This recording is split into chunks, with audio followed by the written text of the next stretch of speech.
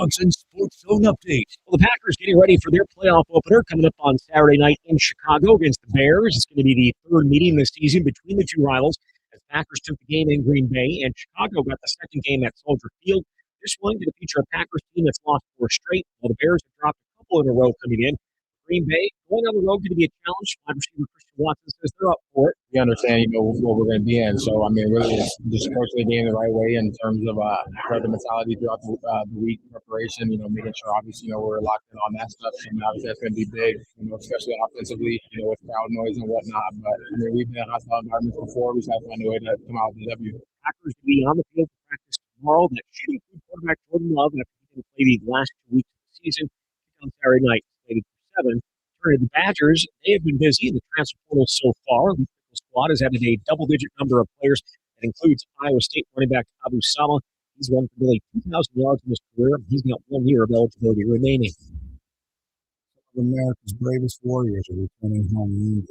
Here's one of them. My name is Norberto Lara. While I was on a combat patrol, I rocked up the bell grenade, took my arm off the shoulder. I was discharged from the Army, and I've been working with the Wound Board Project since 2007. You don't have to be severely wounded. A lot of guys have post-traumatic stress disorder.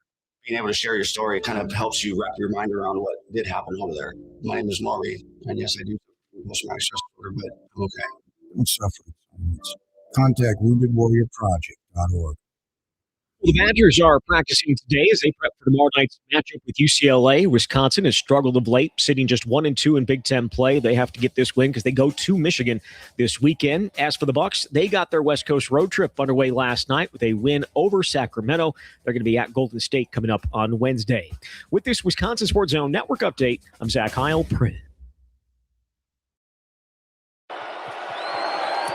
Good snap, good hold, and the Packers are going to get on the board. 16-3, your final, as Matt LaFleur and his Packers will get on the plane and immediately begin preparations for their wild card game on the road next week. There was some good out there and some not so good, and I think it's a pretty good offense holding the 16 points. I thought defensively our guys played physical, but obviously couldn't get enough going offensively, and that was disappointing. This is where Wisconsin gathers to talk sports. Packers, Brewers, Badgers, Bucs. The Wisco Sports Show is on the air. Now, here's your host, Grant Bills. That was the final play from yesterday's game. Field goal as time expired. And conveniently also the only highlight. Really the only piece of sound that was worth cutting and putting in the intro. Matt LaFleur's opening comment from his postgame presser as well. So that's where we'll start. I think tonight will be a good opportunity to do 2 things. Here in the first hour, at least the first half hour or so, first couple of segments. I want to talk about how the Packers handled yesterday, whether it was right or wrong, how it might impact their chances going forward against the Bears, who played their guys yesterday, right? They had a little something to play for. The Packers didn't. So I want to talk about that. I want to talk about the decision that Matt LaFleur made to punt on that game. And oh boy, did he punted on that game. So I want to start there. In the second hour of the show, I want to talk more about the regular season as a whole. Maybe we can give it a grade. We did that on Bill's show earlier today. That's a classic sports radio vehicle. Grade the Packers regular season. They finished 9-7-1.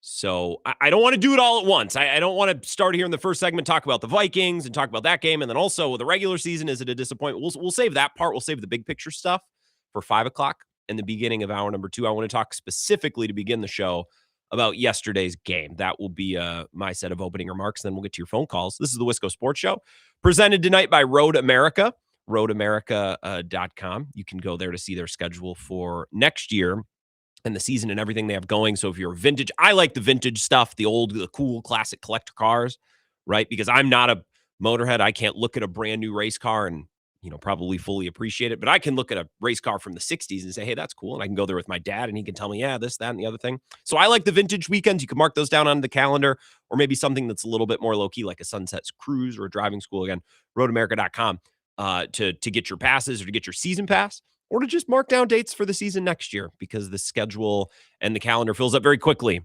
right? Even though it's only January right now. So we appreciate them presenting the show. Little housekeeping item before we get into the game yesterday. We have a new affiliate tonight. Well, actually 2, I suppose. The Score, both in Appleton and Oshkosh, 95.3 and 99.1. So welcome to some Fox Valley folks. You got a taste of Ebo and over the line this morning, which has to be when I learned from our sports director, Zach Halpern, that we would be picking up some new stations for the morning show and the evening show. Excited that this show is going to reach more people.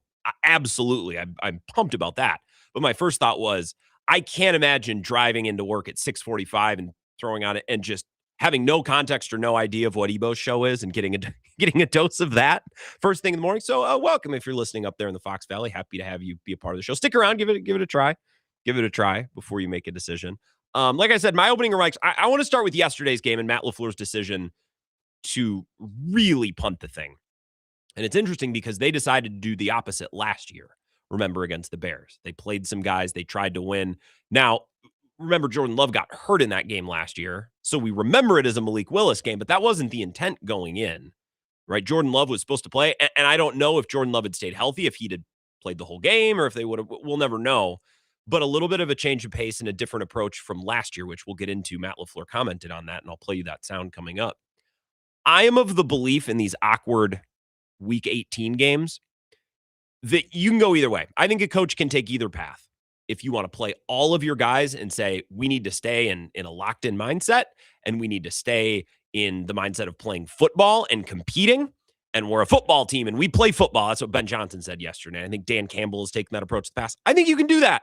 I think you can completely and totally do that. I think it takes some stones. I think it takes some cojones from the coach, and that coach has got to be really comfortable and really cocksure of their role, because like last year, if a player like Christian Watson gets hurt, that coach then has to go to the podium and explain why he was out there in a meaningless game. And again, I think the mentality, I think the approach is a fine approach. If you want to play all your guys and stay in game shape and try to build momentum into the postseason, even though the game is meaningless, I think that's fine. It can go south, and the coach then has to stand up there and explain why. That takes some cojones. Again, it takes a cocksure head coach. But I think it's fine. If Matt LaFleur had decided to play all his guys yesterday, I would have considered it bold, especially because they're already pretty banged up. But I would have understood, and I would have been fine with it, just like I was fine with them doing what they did yesterday. The thing is, when deciding, rest or rust, when deciding to play all the guys or play none of the guys, no matter which path you take, you got to go all in. You have to fully commit to either thing, right? I think coaches get in trouble, and I think this happened to the Packers a little bit last year against the Bears in Week 18, where they wanted to play all the guys, and then Jordan Love got hurt. So I was like, okay, well, do we want to pull the plug? But the game's close. We could win. Like, do we want to pull the plug? And then Christian Watson got hurt, so they pulled some players, but not, and you're caught betwixt and between, and now you're not accomplishing either goal. You're not staying locked in because you've pulled guys off the field, and you're also injuring guys because you didn't pull other guys off the field. So I think where coaches get in trouble is, well, we're going to do a little bit of both. I think that's a nightmare scenario, especially if, like last year, the Packers lose. It's one thing if you play all your guys in Week 18 in a meaningless game and you say, we want to compete and we want to build momentum. Well, then you kind of got to win. And the Packers didn't win last year, and they got guys hurt, but they also played to win, but they also didn't win. Like, that's the nightmare, is when you go 1 foot in, 1 foot out. And had, Matt LaFleur yesterday decided, well, we're going to rest Christian Watson, but we're going to play Zach Tom. And we're going to rest Jordan Love, but we're going to play Edgerrin Cooper. Like that, I have no time for that. That doesn't do anything for me. That doesn't make sense to me. You are either going all in to stay locked in and to stay competitive and to stay in football shape and to keep that football mentality, and we want to win and we want to build momentum. You're either doing that thing or you're resting everybody, and this game truly is meaningless. And I know it made for a horrible product yesterday. Just horrible. The worst, one of the worst football games I've ever watched. Just awful. Made for an awful product. But they accomplished what they set out to do, which was get through 4 quarters of football without playing anyone important and not really getting anybody hurt. I know Javon Bullard got nicked up. It seems like he's fine. And I know it seems silly that he's out there, but like at some point, somebody does have to play football. Like, there's only 53 guys on the roster. You can't play 11 scrubs on both sides of the ball for the entire, like, somebody's got to go out there. So I think they accomplished the goal they set out to accomplish yesterday, made for a horrible product. And I know some fans didn't like it, but my stance, and it's the same stance as last year, whatever path you take, you got to go all in on that path. You're either playing to compete and win, and you're playing everybody and you're winning, or you're not playing anybody and you are punting the game. run, pass. And if we pick up the third down on that pass from Clayton Tune, we're going to run it on first and second down again. We're just bleeding clock and trying to get to the end of this thing. So I was fine with the way they approached it because they were pot committed to resting and to punting the game. Literally, Daniel Whelan, what did he have, like 8 punts or something ridiculous? I saw Rob Domofsky's story after the game. If you're watching on the simulcast on our Wisco Sports Zone app or YouTube or Facebook or Twitter or wherever, by the way, my Twitter, @Wisco Grant, he framed his story as health over momentum. That's what Matt LaFleur went in with Sunday's regular season finale. Quote, I think we did the right thing, and we'll see. Time will tell. The story from Minneapolis. I bookmarked that, and I thought a lot about the idea of momentum because a part of the reason why I'm really okay with the Packers resting everybody yesterday is I don't think momentum was achievable. I don't think had they won yesterday's game, we'd really feel all that much better about things. I think momentum went out the window last Saturday against the Ravens. I think that battle was already lost. The momentum battle was lost before they even boarded the bus, or I don't know. Did they bus to Minneapolis? Did they fly? I think they probably fly. I don't know. Before they ever left to go up to US Bank, they had lost the momentum battle. There was no win yesterday, no matter how impressive, that was going to make all Packers fandom feel we're back. They were cooked. The momentum was cooked. That battle was lost last Saturday. They had already lost 3 in a row. There was no world in which they lose 3 in a row and then beat the Vikings, and every Packers fan says, the mojo's back. We got our swagger back. You know what I mean? Like, I think the momentum battle was lost. So it's a little silly for me. And this is the commentary that Matt LaFleur gave, so I'm not picking at Rob Domofsky, but the approach of health versus momentum, I don't think momentum was achievable. I think that battle was already lost. So it makes a lot of sense to then say, well, if we can't get momentum, we might as well get health. I don't think it was an either or. I think it was an either or nothing. We're either going in healthy or we're going in with nothing to hang our hat on because the momentum had already gone out the window. I don't think that was achievable. I will also say one more thing, just tangentially. This might not land with you. You might roll your eyes at this, but this is just the way that I see it. I saw another, interestingly enough, big Rob Domofsky night for me. I clipped this tweet as well. Packers coach Matt LaFleur said last year's regular season finale against the Bears when they lost Christian Watson played a big part in how they handled today's game. And I'll play you the full exchange. The question from Jason Wilde, you can mostly hear it, and then Matt LaFleur's answer about 45 seconds or so here. You referenced last year a couple times during the week, and again now. If you don't have happen what happened against the Bears, do you take the same approach, you think, or did that really impact it? I definitely think that was a major driving force in regards to the decision to try to keep out as many guys as we could. I mean, obviously, I talked about it earlier this week. I mean, you have 55 spots because you got a 53 plus 2 elevations. Certainly some guys were injured going into this game that couldn't play anyways. So there's not too many guys that you can truly protect. And we tried to protect as many as we could, but also I thought it was great. It was just a great opportunity for a lot of these guys that haven't gotten the reps that maybe they want. And anytime you're going out there and, I mean, you're on display for the whole world to see. And so I thought it was great exposure for those guys, and I liked how they competed. So Matt LaFleur's answer there was just honestly a lot of coach speak about, well, guys got opportunities. They're excited to be out there. Turns out those guys just aren't any good. Like, there's a reason a lot of those guys weren't getting opportunities. A lot of those names, and I follow this stuff as closely as just about anybody. I would say there's a 1 or 2% who cover the Packers or Packers fandom who know those guys. Like that, I'm not telling you I'm the world's biggest Packer expert, but just by nature of doing this job and producing for Bill, I'd like to think I know most of these names and I hear most of them discussed in press conferences or I see most of them on injury reports. There were guys yesterday. I'm watching this game like, who? So Matt LaFleur paying lip service to that. It's like, well, they got some opportunities. And I'm sitting at home thinking, well, now we know why they hadn't gotten any opportunities previously. So that part of the answer I'm not really interested with. But the idea that, well, last year against Chicago, we played our guys and Christian Watson got hurt. And that made me rethink some things. Personal commentary from me, my opinion, I don't like that. Because I want my coach to be convicted in the decisions that he makes. If Matt LaFleur wanted to play his guys against Chicago in Week 18 last year and thought it was important to play his guys, then the Christian Watson injury was horrible luck and an awful result stemming from good process. And I want my coach to say, I played all the guys last year, and I thought that was the right call, and it's a bummer how it ended, but I'd do it again. I don't want my coach bending and twisting and turning. Well, we went for the 4th down in the first quarter and didn't get it, so in the third quarter, we're going to kick the field goal. Like, no, I want my head coach to be process-oriented. We're going to run what we feel is important to run. We're going to go for the 4th downs we think we should go for. We're going to make personnel decisions based on what we believe, and we're going to live with the results. Now, we might adjust. We could tweak the process, sure, but I don't like the idea that the coach is just bending to and from certain decisions based on the results of those decisions. And look, sometimes you got to do that. Like if you go for 3 4th downs and you don't get them, like, okay, maybe consider kicking the field goal on the last one. Sure. But you get my point.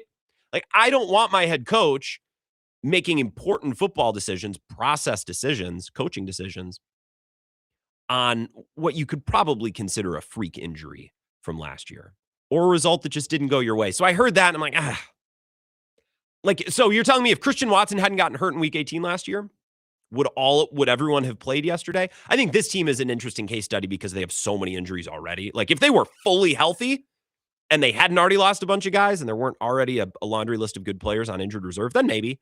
I just don't like the idea that the coach is, willy-nilly back and forth on some of these things. So now they go back to the Bears for what? The 3rd time in 5 weeks, 6 weeks? And there's a lot of Packers-Bears angles to discuss, and we'll do that all week long.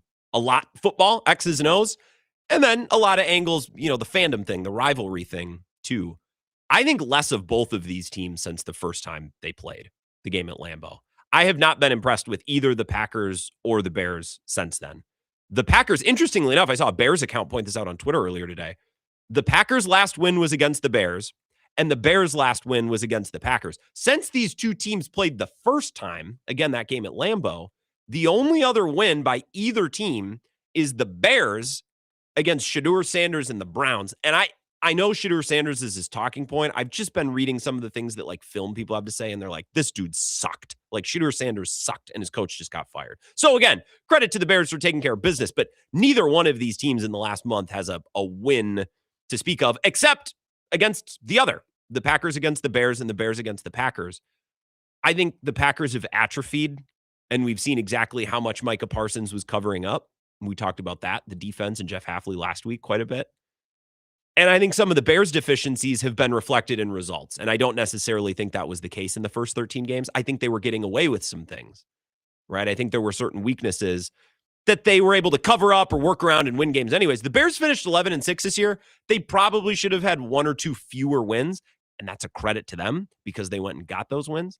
The Packers finished 9-7-1. They should have at least 1 or 2 or 3 or 4 more wins, and that's a discredit to them. That's an indictment on them. I think there's a reason that both of these two teams have played each other so close because the teams are close. I think talent and coaching in different ways, they have different strengths and weaknesses. But I think these two teams have played each other close because they are very close, even though the records are separated by a couple of games. I'll get to your phone calls again. I want to do a bigger picture conversation and reflect on the entire regular season that saw the Packers win only 9 games, which I think is bad. I'll expand on that later. I'll give you a little bit more on it later. I think it's bad. We'll do that at 5 o'clock in hour number 2. I just want to talk about the Vikings game, the way that week 18 was handled. And if you want to talk specifically about the last 2 or 3 or 4 games and how the season concluded and led up to yesterday, we can do that as well. But I want to do the full season at 5 o'clock. We're going to save that and keep that material on the shelf until hour number 2. 608-321-1670. That's the number to call or text. I'll get right to your calls after this. This is the Wisco Sports Show with Grant Bills on the Wisconsin Sports Zone Radio Network.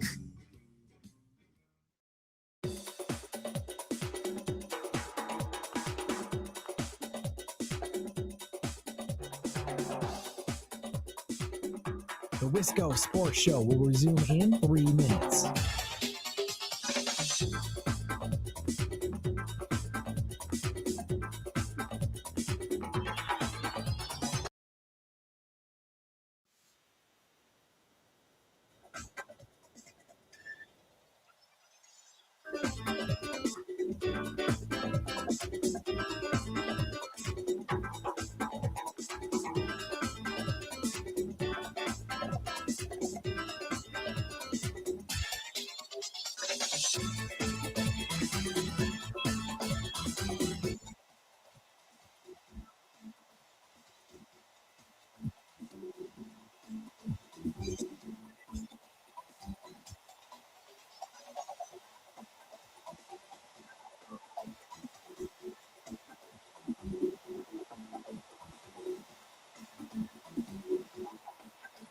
The Wisconsin Sports Show will resume in 2 minutes.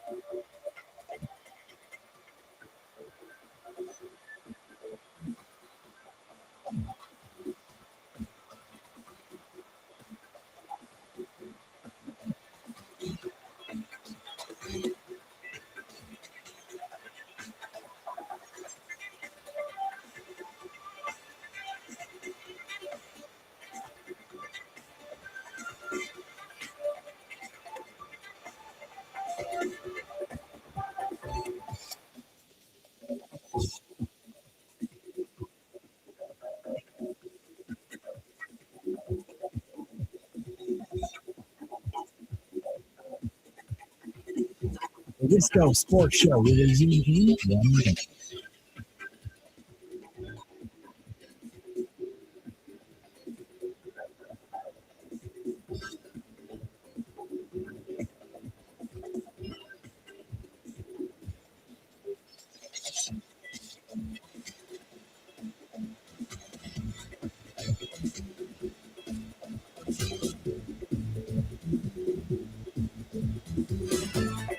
The Wisco Sports Show will resume in 30 seconds.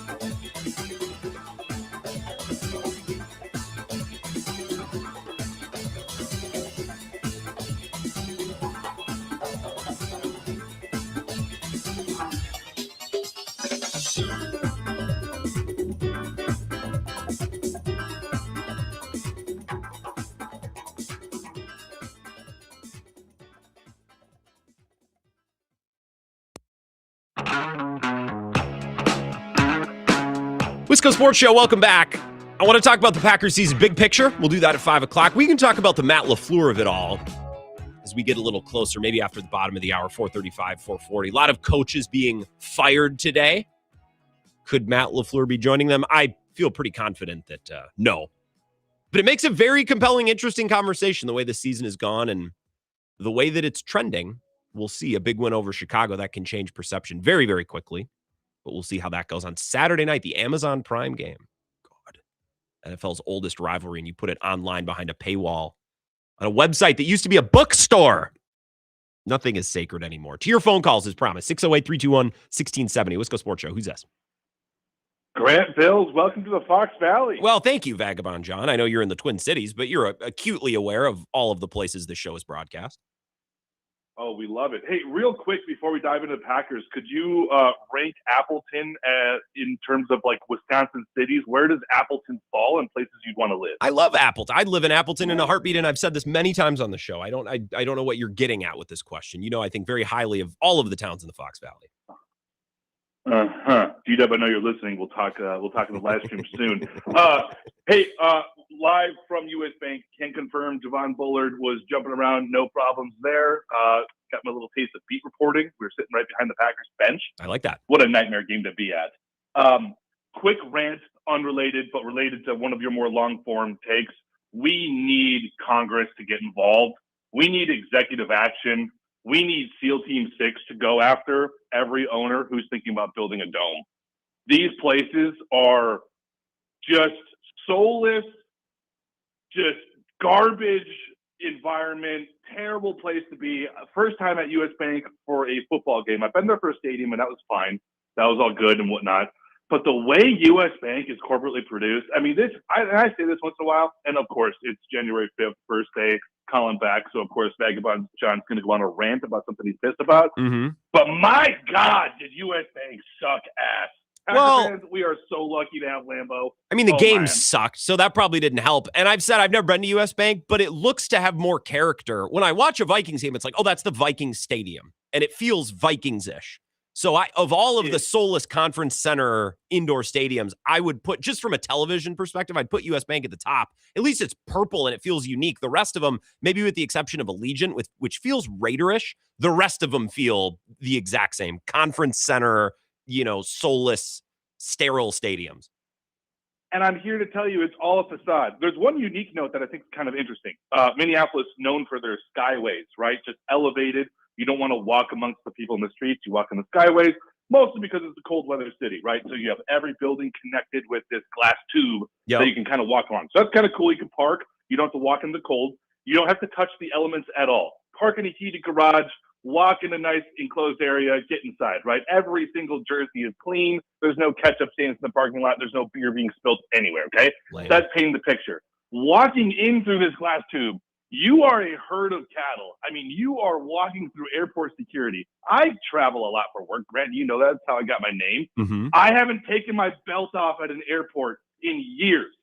I had to take my shoes, my belt, everything off, jacket off to get inside US Bank Stadium. And then the worst part, and this is kind of a funny note, you have one entrance in and one entrance out for 70,000 people. Yes, there are other entrances to the stadium, but in January, when it's 10 degrees outside, you know everybody, no matter how hardcore you are, you know everybody's going to be using the Skyway. It is comical to me that the owners of US Bank and the Vikings did not plan for home games in January whatsoever. Wow. They said playoffs in January, hosting a game, no chance. One exit out. It's an absolute nightmare to leave that stadium. I live in this city now. I don't know if I will be back unless the Packers, God forbid, are here for a playoff game, which, hopefully we're playing them at Lambeau instead. But that's my quick review of US Bank. We'll talk about LaFleur, I'm sure, at some point this week. Yeah, absolutely, Vikings. I appreciate it. Glad you had, did you have fun at the game yesterday? I mean, it's a good chance to go to a cheap game and see a stadium. It's funny. I wonder how that was at the Super Bowl. Was that in 2018? Because those crowds. Minnesotans, they're not dressing up with coveralls and jackets to go to the game, but still, you'd rather walk through the Skyway. The Super Bowl had people from Miami, LA, who are all writing think pieces about how this is unsafe. So I wonder how that was handled at the Super Bowl. I mean, it's getting closer to 10 years ago now, but still, that was what I was thinking about when you were rambling there, Vagabond John. Appreciate the stadium. And I saw Vagabond John on Twitter pointing out as everyone's melting down over the Javon Bullard injury because our Evan Williams, Javon Bullard out there. And I saw Vagabond John tweeting this, and I agree. Somebody's got to play. Like you can't have no safeties out there. You do have to play a game of football on some level. I actually thought they did an okay job. And Javon Bullard seems like he's okay. So bullet dodged. Let's take another call here. Wisco Sports Show. Who's that? Hey, Mississippi Drew. How's it going? I'm excellent, Mississippi Drew. How about you? Oh, not too bad. I do find it kind of funny that you're almost making the argument. I don't think you're aware that you're coming in on one side of the argument as to sitting players or not, and you don't even realize it. Here's an important word you used that I keyed in on immediately. You said atrophy. It's a fantastic word. I agree. And it describes it very well. And what do you do when you have, so your foot got a little bit atrophied probably in your leg when you went through what you went through this summer. Wow. What's the prescription for that? Well, the prescription is to go buy ibuprofen on your own money and then pay a $200 medical bill. That was what the prescription was. Well, right, but it's to work it out and strengthen it back up, right? Yeah. Yes. Right. Yeah. And that's not what they did. So you think they should have played? I definitely think they should have played. And I think that's fine. The thing about that, Mississippi Drew, is I think it's tough for this team because they've already suffered so many injuries. Like if they were of average health, let's say they had Tucker Kraft or Micah Parsons and maybe Devontae Wyatt. And again, you're not going to be a perfectly healthy team. No team is this time of year. But this team is so injured. This team specifically, it might have made more sense to sit. But again, my take on this in week 18 is always you could do either one. You just got to be pot committed. Whichever one you choose, you got to go all the way. And they did that yesterday. Right. And I agree.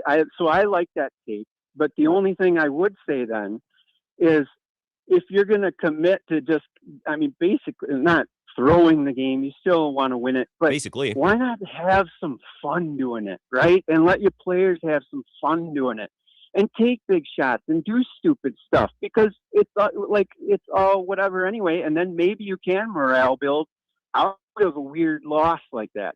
But you can't morale build with what they just did. You can't. It's impossible. And I guess my point on morale and momentum is that wasn't going to be possible. They had just lost 3 in a row.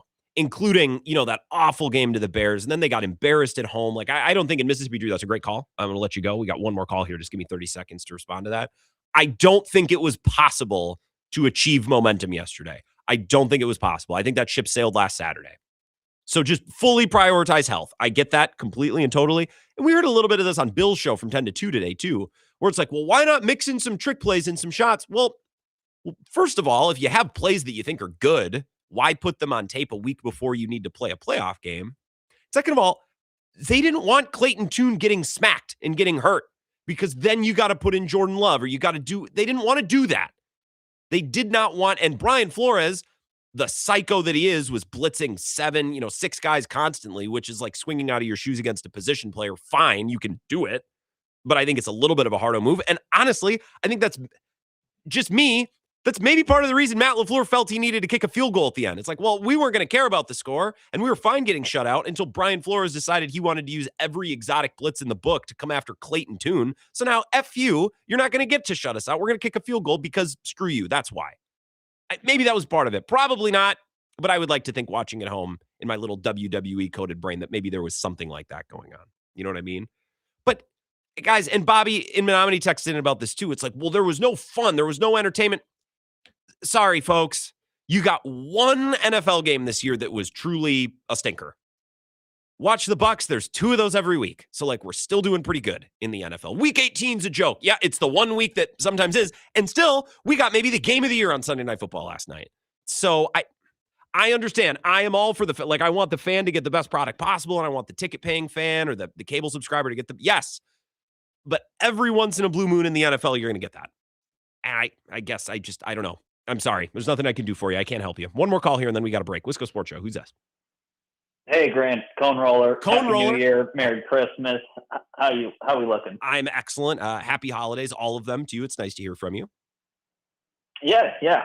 Do you think yesterday at all, you can take anything away from yesterday, in regards to Matt LaFleur coaching? Is that an indictment at all that they just threw out an absolute stinker? I don't think so, because I think that was the goal. The goal was to just get to the finish line as fast as possible, and they did it. They executed the plan. The game plan just sucked. I think maybe you can look at Baron Sorrell and Jordan Morgan and figure out, okay, are those players, we learn a little something about Jordan Morgan at left tackle. Can Baron Sorrell, because they're probably going to have to choose between Cox, Sorrell, Oliver for next Saturday. So you're trying to figure out maybe who's the last pass rusher who's activated next week, those types of things. I don't think you can draw anything from Matt LaFleur. But again, I think the die was cast on Matt LaFleur's season before the game started. I'm underwhelmed with LaFleur's season and the Packers season before they ever took a snap yesterday. Yeah, and yesterday doesn't do anything to dig you into that sand even harder. No, not really. No, yesterday was pretty darn meaningless. How about you? You sound like maybe? No, I kind of agree with you where that was the game plan going in, and he did execute the game plan. So I think it actually was a good day for Matt LaFleur. I think so. I think last year is the way not to do it, where it's we want to play and fight, but also we don't want to get anyone hurt. Last year they did a little bit of both, and it was a nightmare because they lost Christian Watson and they lost the game. So again, picking one or the other and going all the way in on it, Matt LaFleur did that yesterday. So in a weird, twisted way, I don't know if I'd go so far as to say it's a feather in his cap, but I think he did his job as a head coach yesterday.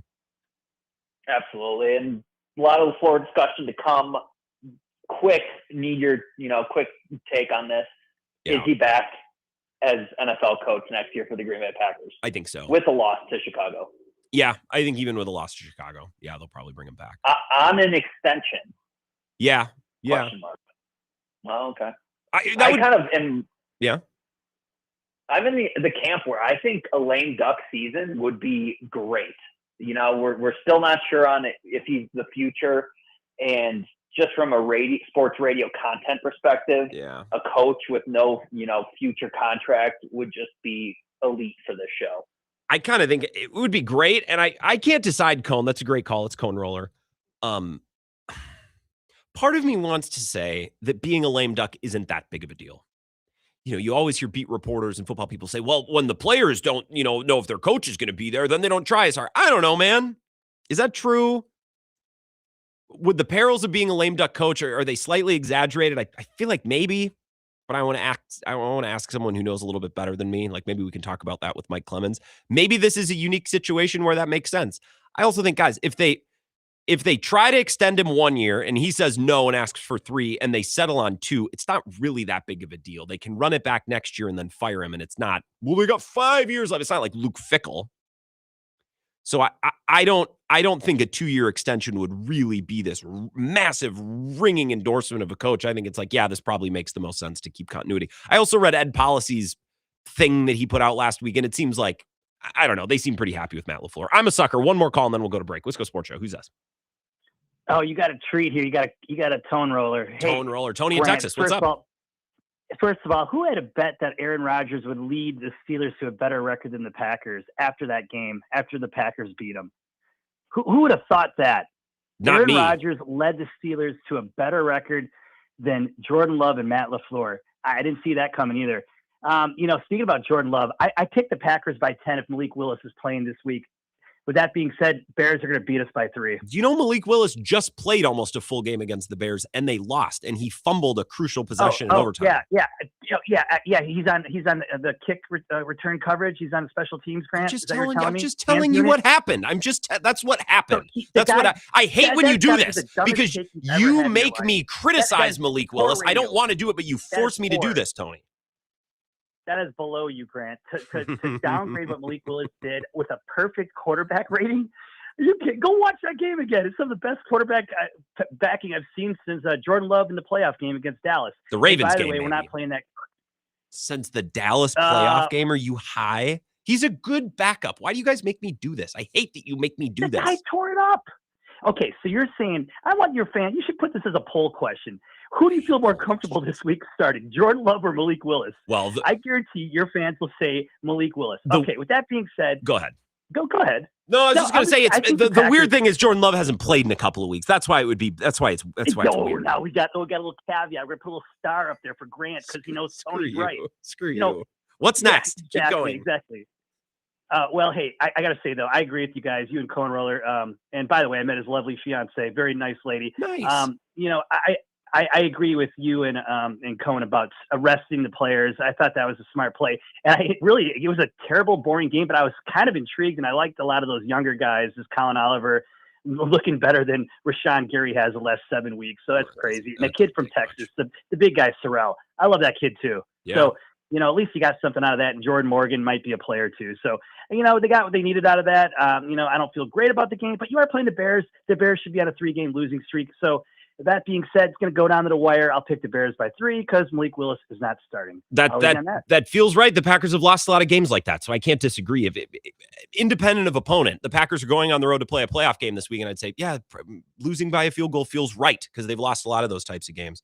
I like Malik Willis. It is odd that Jordan Love is going to be coming into this basically without playing football in a month. That's something we talked about with Ryan Wood last Friday. I want to talk about the Matt LaFleur of it all.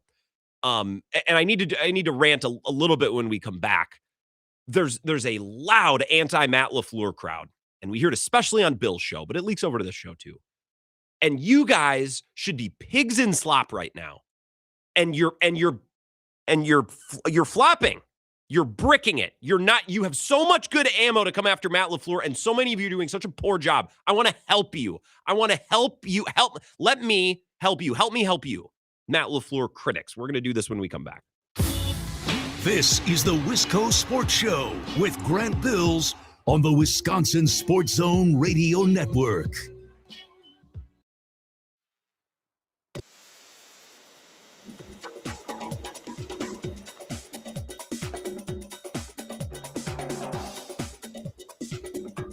The Wisco Sports Show will resume in 5 minutes.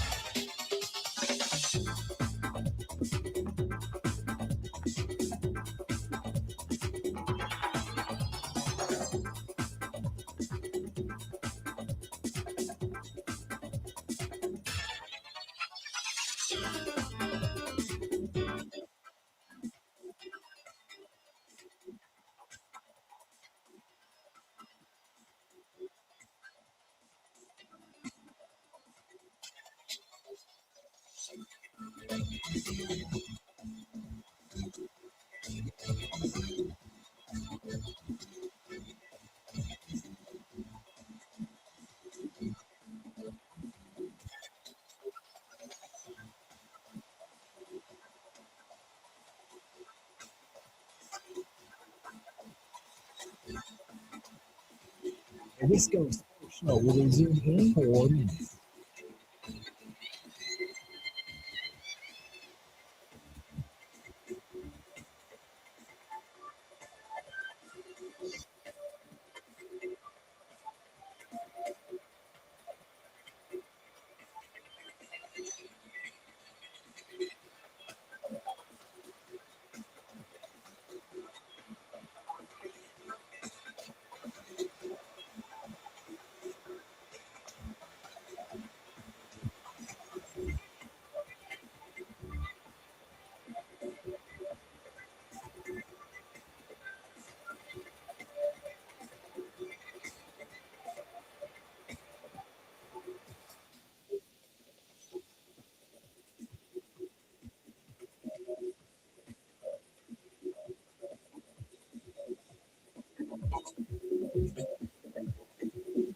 The Wisco Sports Show will resume in 3 minutes.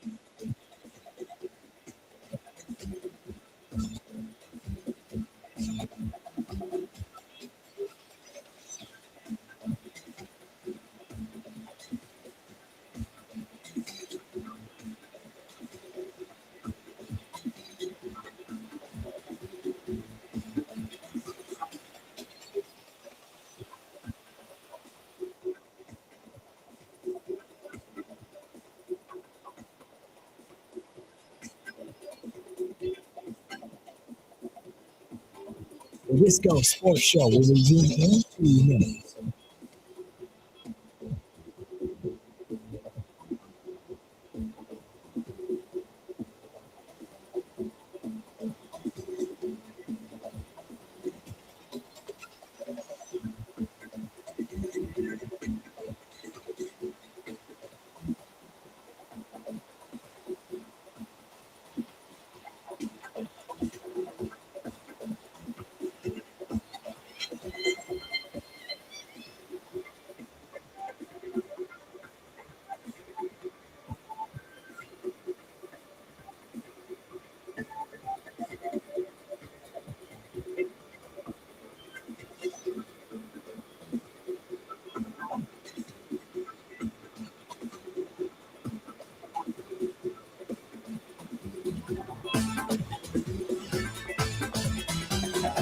The Wisco Sports Show will resume in 1 minute.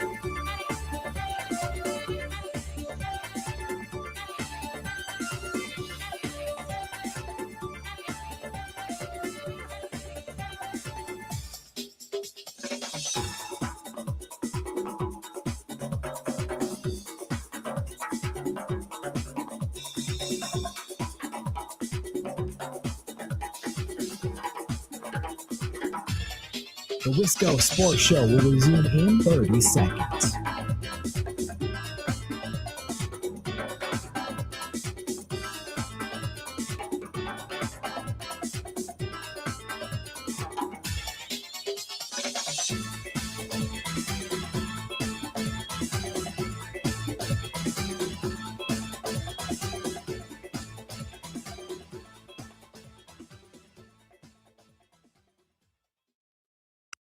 I never heard of Moscow.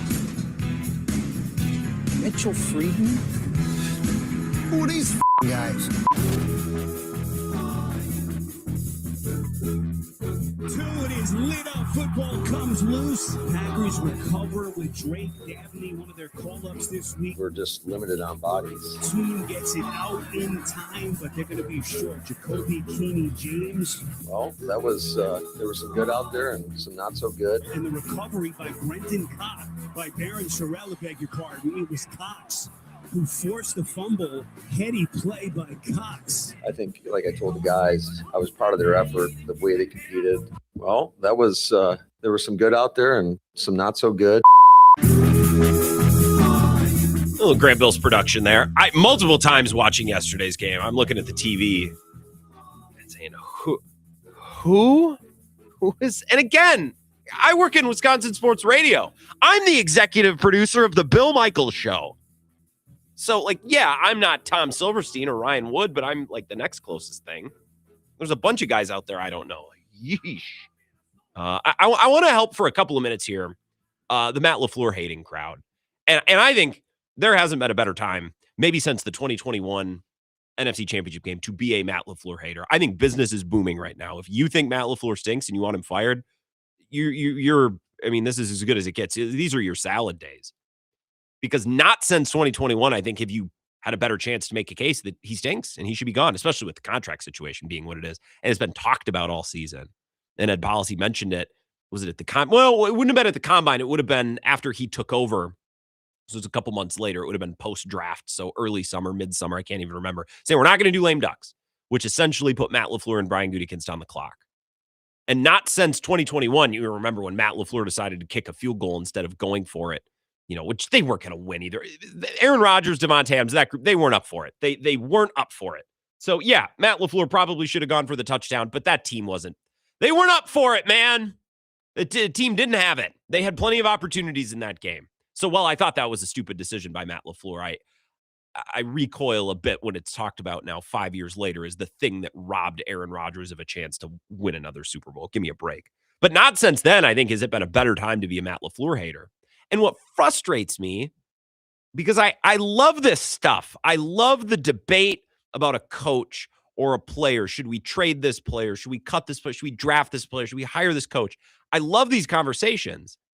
And it kills me, it pains me to see so many of you squandering a great opportunity to rip Matt LaFleur. Folks, hit the Sam Ulber. Folks, they won the same amount of games the Packers did this year. They won the same amount of games as the Minnesota Vikings, who were quarterbacked by J.J. McCarthy, Carson Wentz, and Max Brosmer. That should not be possible. Now, I'm also starting to believe that Jeff Hafley may be a little overrated. Brian Flores not overrated. He single-handedly won them a bunch of games. So then again, they have the benefit of having a defensive coordinator worth the reputation. I like Jeff Hafley. It's just the reputation might be a little inflated. That's all I'm saying. I like Jeff Hafley. I hope he continues being the defensive coordinator, but he is no Brian Flores, is my point. Folks, if you think Matt LaFleur stinks and he should be fired, point at the scoreboard. They're the 7 seed for the 3rd straight year, and they won 9 games after starting 2-0. They beat one playoff team, the Bears. We were talking about this on Pack-A-Day last night. They beat the Bears. Who else did they beat? Cincinnati, no. Arizona, no. Pittsburgh. Oh, they beat Pittsburgh. Pittsburgh's the one. It's Pittsburgh, I forgot. Lost to Philly, lost to Carolina, 2 playoff teams. Lost to Denver, lost to Chicago, lost to Baltimore. Baltimore almost a playoff team, but not quite. Their 4-game winning streak was against the Giants, not a playoff team. Just fired their coach. Holding on to the general manager, though. God forbid you let the brilliance of Joe Shane walk out the door. The Vikings, they beat. The Lions, they beat. The Bears, they beat. So I guess that's another playoff win. If you are a Matt LaFleur hater, talk about that stuff. It frustrates me to no end because I want to see you succeed. I'm like Dave Ramsey. I want to see you win. If you think Matt LaFleur stinks and you want him fired, I want you to be able to convey that message in a way that works. And yet so many of you, and I see you on Twitter and you're in my mentions, well, Matt LaFleur's team looked crappy today, but his hair was combed. Folks, you got to let the hair thing go. You got to let the eyebrow thing go. You got to let it go. Even if you think he should look like a slob, which I think is a weird, I just think that's an odd take. Like, I think coaches should look presentable. What do I know? Yeah, maybe he's a little focused on his hair. If you watch the live stream of the show, I clearly am not, ever. But folks, if you think Matt LaFleur stinks and you want him fired, there's so much good ammo right now. And it pains me because I want to see you guys win. I want to see you succeed in your mission in this debate. And so many of you are, well, his eyebrows, well, his hair. I found this yesterday. I'm scrolling back. By the way, I'm on Twitter at Wisco Grant. I tweeted the 2025 Packers finished with 9 wins. Injuries played a role late, but this team left way too many wins on the table. Very disappointing season. And the first reply is, and Matt protects his ego with a field goal. Meanwhile, he's booked this week's haircut and beard trim. Dudes cringe. Are we really mad that he kicked a field goal to end yesterday's game? Well, who cares? unless you bet the Vikings to cover, in which case, again, I have no sympathy for you. You want to bet sports? If you're new to the show, if you're listening on the Score in Appleton and Oshkosh, again, welcome. My stance on betting, I don't bet it because I'm smart with my money. No, it's because I have no money to waste away gambling on sports. But if you gamble on sports, like, hey, guess what? Weird things happen in sports. A coach decides to kick a field goal to prevent a shutout. If you want something more sure, invest in mutual funds. Like, what do you want? Well, I bet the Ravens. Lamar Jackson was on the injury report. Yeah, it's sports. Weird things happen. What do you want? I can't believe Matt LaFleur kicked the field goal. You wrecked the spread. You bet on a football game, man. Like, what do you want? What do you want? So many people. You think Matt LaFleur stinks. You want him fired. And all these tweets and all this commentary on Bill's show on the live stream, I see his eyebrows, hair, kicked a field goal, didn't open it up for, checks notes, Clayton Tune. Like, you guys, there's so much good ammo to hurl at Matt LaFleur right now. It's everywhere. It's littered. You walk outside, it's like manna from heaven. You can pick it up. They only won 9 games. They blew games. The special teams stink again. He coaches Malik Willis better than he coaches Jordan Love. Well, whatever. Like, take your pick, man. We're in a garden and we're surrounded by flowers, all of which are great arguments as to why Matt LaFleur stinks. And so many of you are like, hair, eyebrows. You see his eyebrows? Just grow up a little bit, man. You're so close. The anti-Matt LaFleur crowd should be rolling in it right now. It's an issue of focus and of narrative. Stop focusing on the hair. Like, if you want to make fun of it, fine, but it can't be the whole crux of your argument. It's a weak argument, and you have so many way more better arguments to make. Way more better arguments to make. All right, I'll get to some of your texts on the other side, and also a pretty big Wisconsin sports story. Shout out to River Falls. I got an audio clip and a funny anecdote that I want to share with you. We'll wrap up the first hour of the Wisco Sports Show next with that. This is the Wisco Sports Show with Grant Bills on the Wisconsin Sports Zone Radio Network.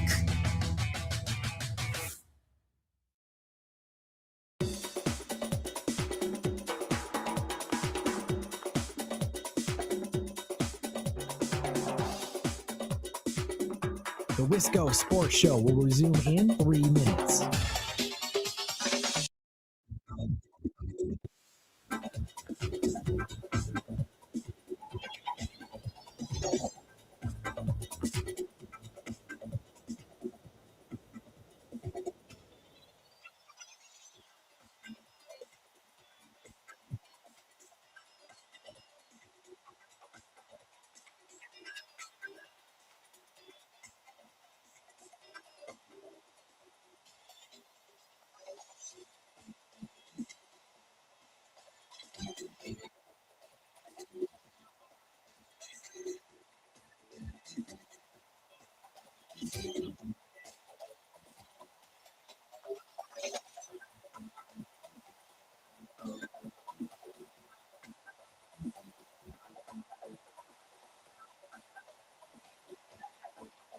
The Wisco Sports Show will resume in 2 minutes.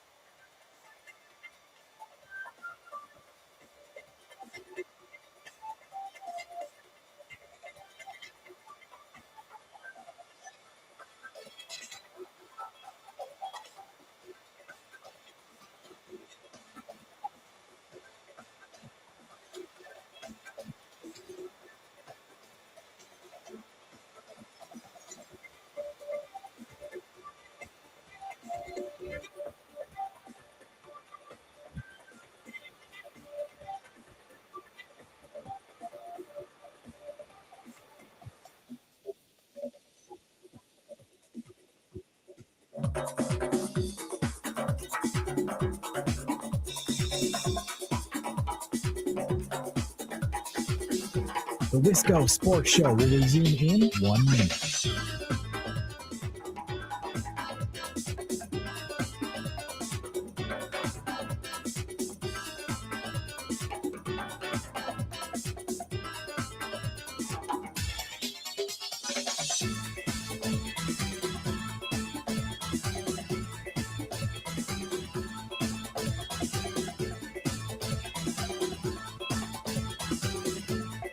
The Wisco Sports Show will resume in 30 seconds.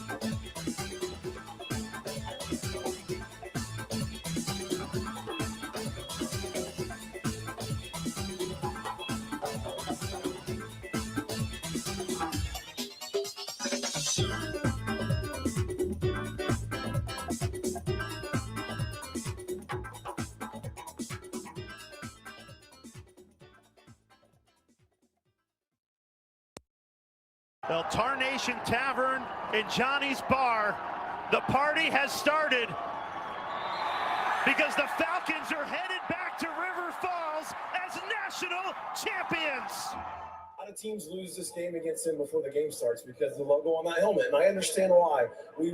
I said we might get beat 100-0, but we were not going to not be aggressive on all three phases. We did it today. It didn't go smooth. The cadence of the game, like I told you to have, was really in their favor. And then we got the stops we needed, and we knew we could score it. And the toughness and grit of this football team, I'm speechless. UW River Falls head coach Matt Walker yesterday. 2 minutes on the Stag Bowl, if you will. Humor me. Division III football. They on ESPN last night took down North Central, which I realized they were in the middle of a dynasty, but sometimes I lose track. I follow UW lacrosse, my alma mater, pretty closely. I pay attention to UW Stout because I'm from Menominee. My parents go to a lot of the games. I'm not going to pretend like I'm some expert on River Falls football or about their opponents. I didn't realize, and I just confirmed this. I wanted to make sure I had it right over the commercial break. North Central had appeared in 6 consecutive Stag Bowls and has 3 titles in that span. They're on a 29-game winning streak, a modern-day Kimberly, if you will. Remember that game? 10 years ago in the state championship in the snow. That was great. I don't know much about River Falls. I don't know much about North Central other than they've won a ton. I know that the WEAC is awesome and all the schools just beat the tar out of each other in the regular season, and they're all great, right? And it's funny because the Isthmus Bowl features to my understanding, the best WEAC team that doesn't make the postseason, right? And it depends on the year, but like UW Stout, I think, has been in the Isthmus Bowl twice in the last couple of years, and they'll get like fifth in the conference. So like it used to be the Rose Bowl was the best Big Ten team that wasn't in the national championship game or wasn't in the well, it's the same with the Isthmus Bowl, except the worst team in the WEAC to not make the playoff or the best team in the WEAC to not make the playoff could be like 5th because sometimes that's how many teams get in. I don't know much about River Falls. I don't know much about North Central. The funniest thing for me that came out of this D3 season was River Falls' first round matchup. This was in the end of November against Chapman, school from California. River Falls beat them 58-7 and put 500 yards on their head in the snow. And it was single digits. It was freezing. No problem. And to me, I talk oftentimes, sports, they make you happy, they make you sad. Sometimes they can give you different emotions. Sometimes sports are hilarious. Sometimes something happens. It's like actually whether or not my team was involved or whether or not my team won or lost, like this is hilarious. This is a joke. Sports can give you humor. To me, it's endlessly funny that some school from California, who's probably like a D3 juggernaut in their own little world, has got to go play a playoff game. And where are we going, Coach? River Falls. Oh, that must be Wisconsin. That must be my Milwaukee. Oh no. Well, Madison. Must be my Madison. Oh no.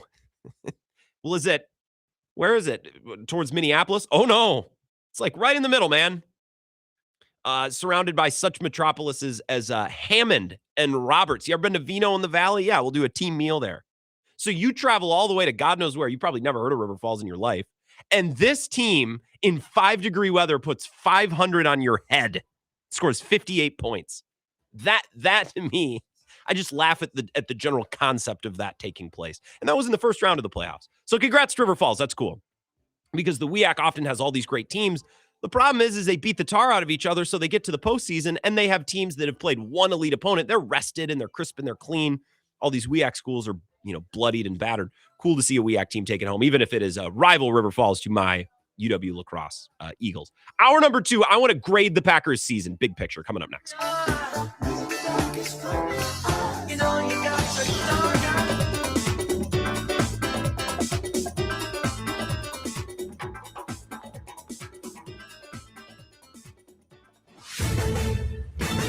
This is a Wisconsin Sports Zone update. Well, it's officially playoff time for the Packers. They're going to head to Chicago on Saturday night to take on the Bears for the 3rd time this year after splitting the first 2 meetings. Also going to be just the 3rd time in the storied history of the franchises that they've met in the postseason, and first since the 2010 NFC title game. Packers ended the playoffs having lost 4 straight, including a 16-3 loss to Minnesota yesterday when they rested most of their players. But none of that matters now, says Coach Matt LaFleur. Like I told the guys, we're in the tournament. everybody's 0-0. We're going to have to go on the road, and we got to embrace that opportunity. Center Sean Ryan taking that message to heart. Like I said, we're 0-0, and we don't need no kicking the ass to get going. So, we're looking forward to it. Again, it'll be the Packers and Bears on Saturday night at Soldier Field. If the Packers win, they would head to Seattle to face the top-seeded Seahawks in the divisional round. Kick on Saturday is at 7. Turning to Wisconsin, they have been active in the transfer portal, adding a double-digit number of guys. It includes quarterback Colton Joseph from Old Dominion. He had 3,700 yards of total offense and 34 touchdowns this past season. Some of America's bravest warriors wounded. Here's one of them. My name is Norberto Lara. While I was on a combat patrol, a rocket propelled grenade took my arm off at the shoulder. I was discharged from the Army, and I've been working with the Wounded Warrior Project since 2007. You don't have to be severely wounded. A lot of guys have post-traumatic stress disorder. Being able to share your story kind of helps you wrap your mind around what did happen over there. My name is Norby, and yes, I do suffer from post-traumatic stress disorder, but I'm okay. Don't suffer in silence. Contact Wounded Warrior Project. Well, the Bucs are still out west after taking down Sacramento last night. They'll be back in action on Wednesday against Golden State, San Francisco. And Wisconsin are going to look to bounce back from Saturday night's loss to Purdue when they take on UCLA tomorrow night. Badgers just 1-2 in Big Ten play so far. With this Wisconsin Sports Zone Network update, Zach Heil.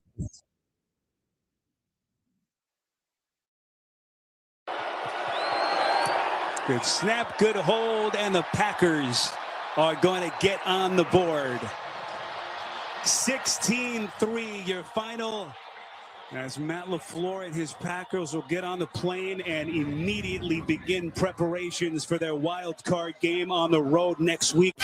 There was some good out there and some not so good, and I think it's a pretty good offense holding the 16 points. I thought defensively our guys played physical, but obviously couldn't get enough going offensively, and that was disappointing. This is where Wisconsin gathers to talk sports. Packers, Brewers, Badgers, Bucks. The Wisco Sports Show is on the air. Now, here's your host, Grant Bills.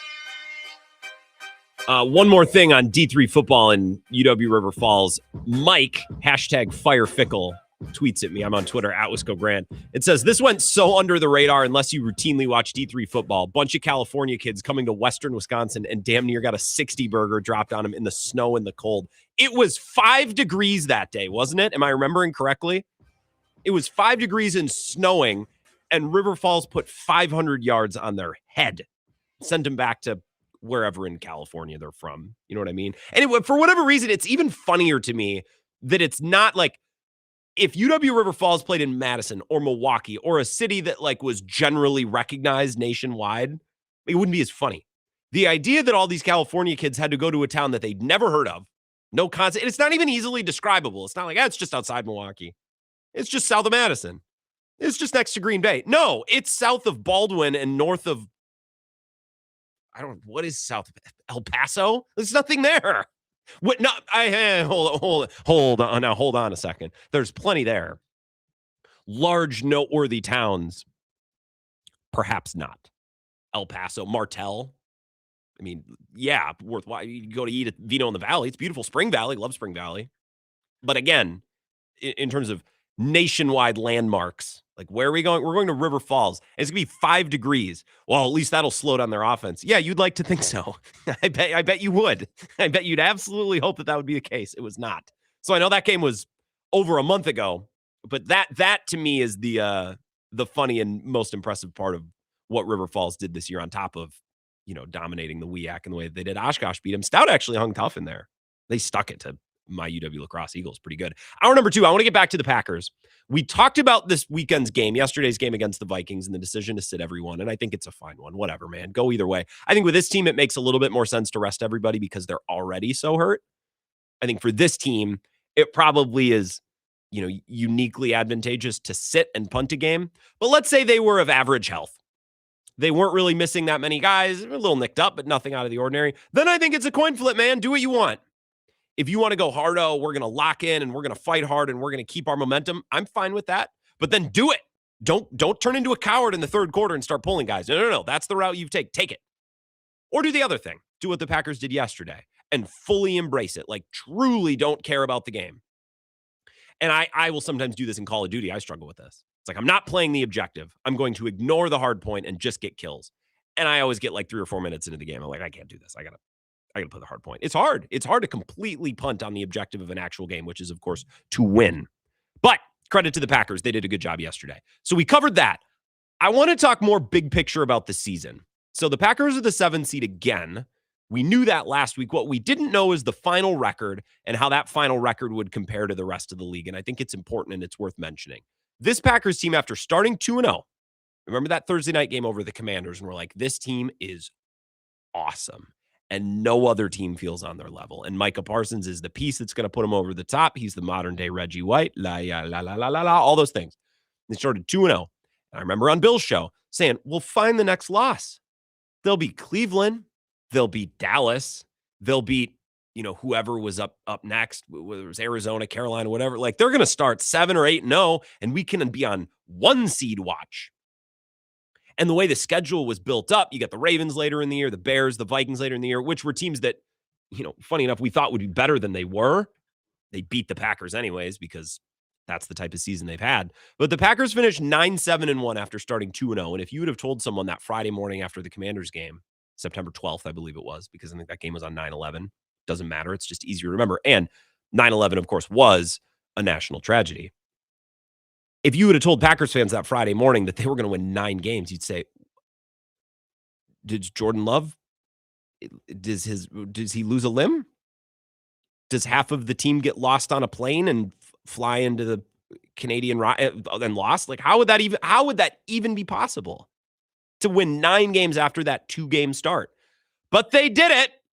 And you can say, well, Grant, injuries. Yeah, a little bit. And I think that certainly impacted them in Denver. And you can make the case it impacted them against Baltimore too, but the rest of these games? Well, and the Vikings game, okay, sure, they punted that, so fine. Take away those 3.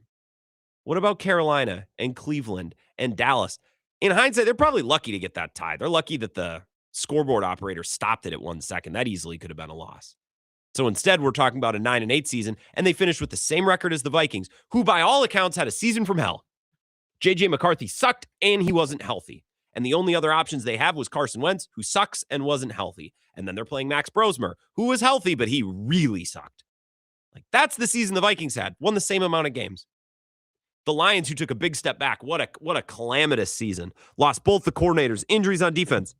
Same amount of wins, man. Same amount of wins.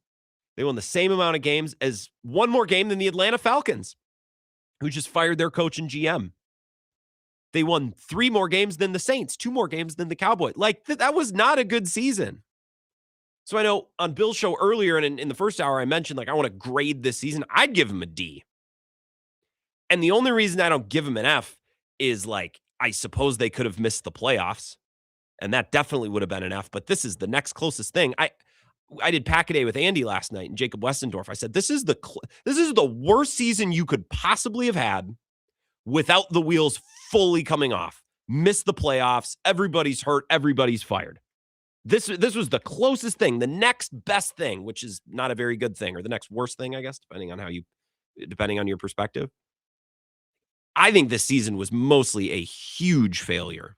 And injuries, yes, played a part of it. There's 2 different things. There's grading the regular season that just finished and judging their chances to win the Super Bowl. And you'd say, well, Grant, they're not a Super Bowl team. Everybody got hurt. Yeah, now they're not a Super Bowl team, but that's different than them being a 9-win team in the regular season when they just glad-handed wins away. I mean, one after another. They left so many on the table. And now you look back, Vikings fans are like, yeah, that season couldn't end fast enough. The same number of wins. The exact same number of wins. The Packers should have won the division a month ago. And instead, they're the 7th seed again, and they won 9 games. I know they had injuries, but Micah Parsons got hurt in December, right? Like, Christian Watson missed some time, but okay, so chalk up the Denver game. You get the Denver game as a game you lose strictly because of injuries. What about the rest of the games? And this is the argument. If you're anti-Matt LaFleur, you stink. You want him fired. You look at this year and say, how do you have 9 wins, man? Like, make that make sense. And it can't just be injuries. You can use injuries now as an excuse as to why they might not be a Super Bowl team like we hoped, but injuries aren't an excuse for only winning 9 games. I give them a D. I give the season a D. And I'd give them an F if missing the playoffs wasn't an option. You know what I mean? And what if they had lost to the Cardinals, which they easily could have, or the Giants, which they easily could have. Now, the other side of that coin is they easily could have beaten some of the other teams, but that's why we're having this discussion.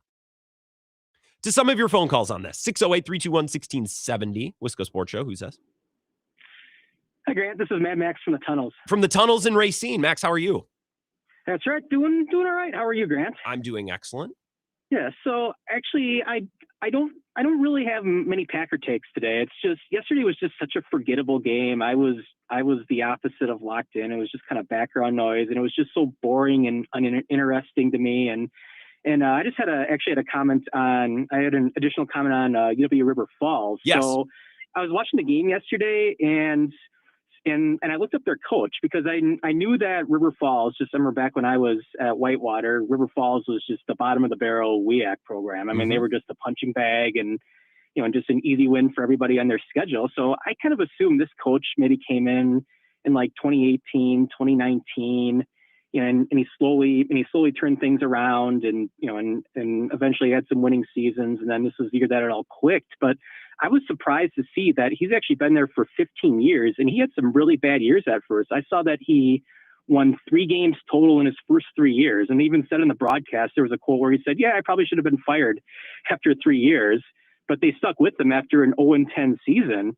And it's not like things turned around immediately after then either. He had a lot of 3-win seasons, 4-win seasons.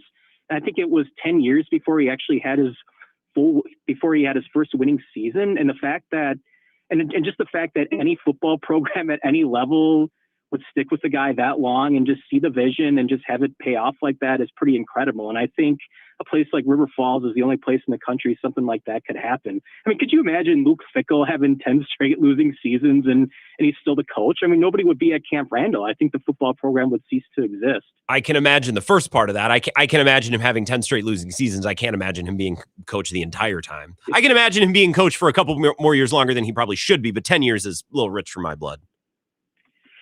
Yeah, I mean, it's pretty crazy. I mean, I'm, as a Whitewater alum, I don't know if I should be happy for a WEAC rival, but, I kind of look at this as an iron sharpens iron thing. Whitewater's got to step up their game now. And Coach Fried and I are, we've talked about this. We have to step up the NIL game from Whitewater. We got to start funneling some gold from the reserves and the Racine tunnels over to Whitewater because Whitewater has tunnels. Yeah, it's probably 60 miles or so. I mean, Whitewater has some tunnels too. I don't know if you knew this, Grant, but Whitewater was like an occult spirituality school before it was a state school. I think it was called the Morris Pratt Institute of Spirituality. So Whitewater does have tunnels, and they're really spooky and haunted. I mean, Whitewater is just kind of a freaky place. There was so much witchcraft and occult activity there in the 1800s. They still call it the Second Salem. Is any of this true? I mean, I'm going to look all of this up, whether it's true or not. Yeah, you should. You should. There's actually a brewery in Whitewater called Second Salem Brewery, and it's very much in the town lore. And there's always accounts of weird stuff going on in the city. Do we know the limits? Lastly, do we know the limits of the Racine tunnels? Do we know their farthest reaches and extremities, or is that kind of mysterious, shrouded in mystery? Yeah, it's kind of mysterious. Just all we know is that Racine is the route, and that all roads lead to Racine. I mean, Racine's basically the epicenter of it all, and it's all going to be revealed in due time. All right, we'll wait for that to be revealed. And now I have Wikipedia to read. Morris Pratt University of Spirituality. Is that what you said? Yeah, it was something like that. It was like the Morris Pratt Institute. Okay, Institute. Well, I'm going to look that up. I appreciate it, Mad Max. Have a good night. Thanks, Grant. Yeah, have a good one. It's Mad Max, the tunnels under Racine. I like to see the WEAC notch one. I'm glad that it's not Whitewater or Oshkosh. I think this is best for everybody because the heavyweights of the WEAC can say, hey, the conference got one, but we don't have to admit but it was that school. You know what I mean? We can all be happy for River Falls. I think that the tragedy of the WEAC is all these schools are so good and they just pummel each other for 3 months. And then you get to the playoffs and you play against, Wesleyan or whoever. And it's like these schools have played one hard game all year. So they can just rest they can rest a quarter or two every week. They take it easy. They're fresh. They're healthy. And they're going against teams that are just bloodied and battered. So again, a little WEAC talk. Of course, we're talking Packers as well. 608-321-1670, Wisco Sports Show. Who's this? Hey, Grant, it's Caleb in La Crosse. Hey, Caleb, what's going on? Well, I got 2 things for you. First thing, that game yesterday, though I didn't necessarily disagree with anything Matt did, it was just a stupid game. I just did not enjoy watching it. In fact, my buddy and I who were watching it together, once halftime came, we decided to stop watching it and just started watching Survivor on season 41. And we started Excellent. watching that instead.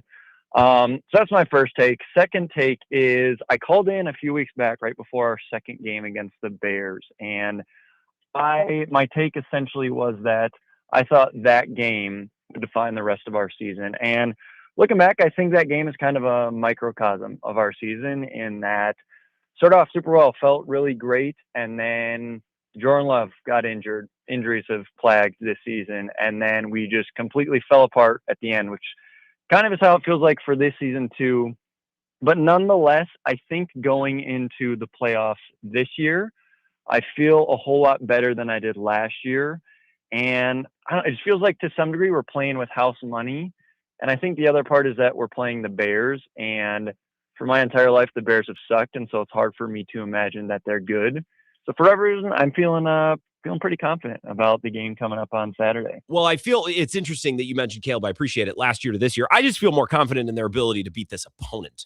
I don't know that I feel any better about the Packers now than I did last year. I think they're better this year than last year, but a couple of the reasons why I think they're better, those players are on the shelf, so maybe it's a wash. I feel probably collectively about the same about this team versus last year's team. I just am less intimidated by the opponent. And that's not to say the Bears can't win. The Bears might run them out of the gym. That could happen. I felt as though they were drawing dead against Philly last year. You hope, because any given Sunday, but I don't feel like they're drawing dead against the Bears. I don't think anybody's drawing dead against anybody in this postseason. So for me, it's more of a competition thing. And I'm with you. I'm fine, again, to reprise some of my takes from the first hour. I'm fine with the way they handled yesterday because I don't think momentum was achievable. I think that battle was lost last Saturday. I think they're sliding, they're free falling into the playoffs no matter what happens yesterday. So the idea that the Packers should chase a win at the expense of health yesterday when they're already really banged up, I just don't see the shape of it because even if they go into US Bank and win, let's say they win 24-13, like, do we feel that? I don't think we feel that much better. So the juice is not worth the squeeze in that instance. Let's take another call. Wisco Sports Show. Who's this? Grant, this is Louie in Eau Claire. What's up, Louie? I'm excellent. How are you? Good. Is this the show to call in and talk about the Caryville Hellhounds, or is that a separate deal? Dude, I went to Caryville one time. That place is spooky. When we went there, I'm like, oh, there's no big deal. And then I got there. I'm like, I don't know. Nope, not for me. That bridge, man, there's something going on there. I drove through there once, no joke. I'm not into that at all. And the window was all fogged up at one time for no reason, and I hightailed it out of there. Out. I'll go to Elk Mound. I'll go to we're up Springbrook. But I'm not going to Caryville. No interest. And if you live there, I'll do. I'm sure it's a lovely place. If you jive there spiritually, I just haven't been able to. Well, I figured I'd call in and talk a little bit about the Packers. I, like you, have kind of underwhelmed by the season, and kind of like you alluded to, there's a talking point. Oh, the Packers are a couple plays away from having 12 or 13 wins. And that's, I guess, in some ways true. But like you said, if they don't complete 4th and 2 against the Cardinals, they might lose that game. Yep. If Jameis Winston doesn't throw the ball right to them, they might lose that one. On Thanksgiving, if Jamison Williamson doesn't drop that pass, or Wicks doesn't pull one down. But this is why I think 9 wins, like, it's accurate to criticize them for 9 wins. They had games they could have lost, games they could have won. So 9 wins is representative of the team they were this year, which is a crappy result. Right. And the other thing that's a little bit unsettling to me is it's been kind of talked about so much about Ed Policy, with his comments about LaFleur and Gutekunst before the season. But this was, in essence, a contract year for Matt LaFleur. Shouldn't we be getting the most focused, best version of him when a player is in a contract year? You see, most of the time they perform as best they can. They're focused. They're extra locked in. I didn't really get that from LaFleur this year. That being said, I think their path to the NFC Championship game is what I would probably choose. I don't want any part. I don't think any team is unbeatable. I want to avoid the Eagles, the 49ers, and the Rams for as long as possible. Fair. That's what this schedule lays out to.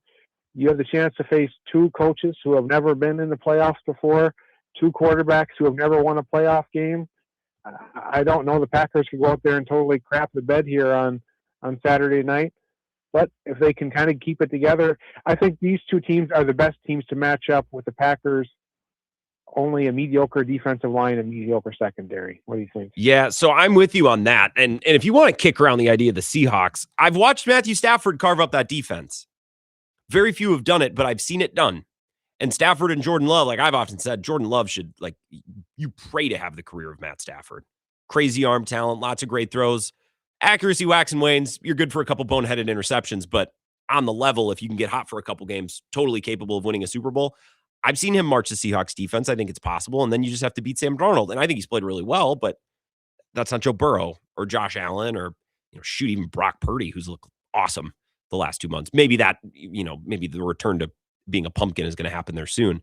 I got to take a break. So there's a couple of you on hold. I promise I'll get you right on the other side of this 3-minute break. Just a couple of messages. Hang tight. I promise I'll get to you after this. And, a reminder, the Monday mailbag at 5:50. So submit your questions. Little variety, little potpourri segment for those. I'll explain to the folks at home in Oshkosh and Appleton. If you're new to the show, we do a fun variety segment where you can ask anything. Bring any topic to the show. GrantBills21@gmail.com. We'll do that in the last 10 minutes. But more of your phone calls in 3 minutes. Hang tight. I'll get right to you on the other side. This is the Wisco Sports Show with Grant Bills on the Wisconsin Sports Zone Radio Network.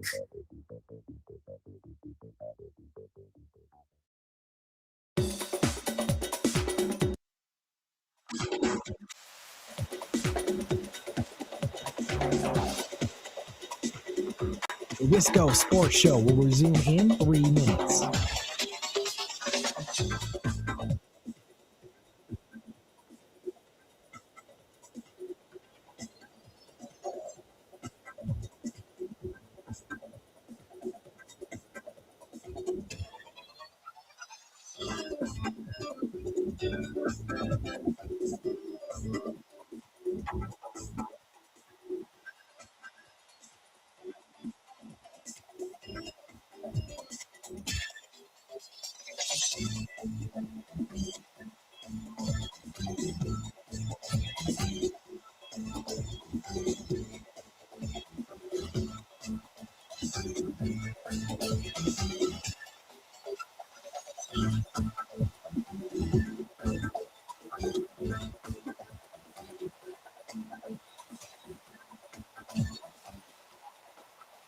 The Wisco Sports Show will resume in 2 minutes.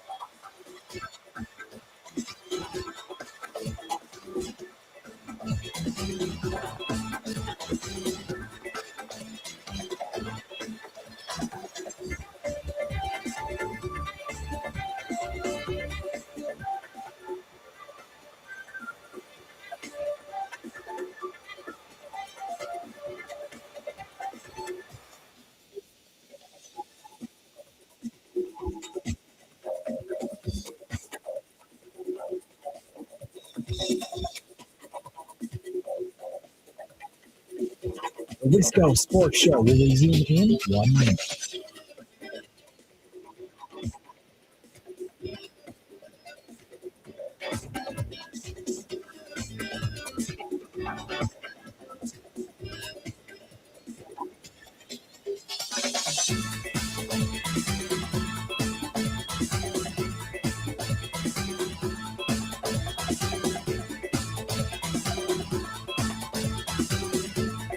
The Wisco Sports Show will resume in 30 seconds.